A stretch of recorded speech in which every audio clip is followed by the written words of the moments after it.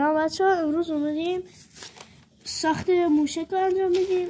اول به دو قسمت مساوی تقسیمش میکنیم. خب اول به دو قسمت مساوی.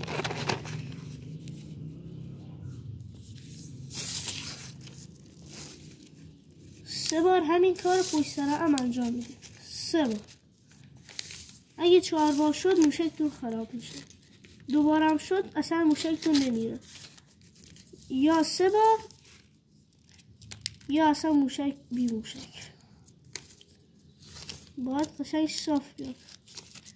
قشنگ صاف باید بیاد رو خط. الان من 2 بار انجام دادم، بار سومم انجام میدم.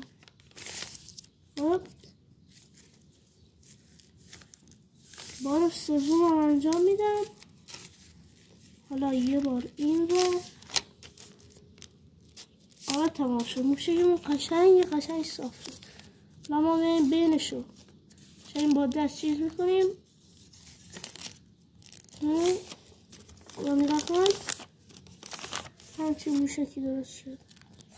ببینید همچین موشکی درست شد. حالا میریم تستش میکنیم.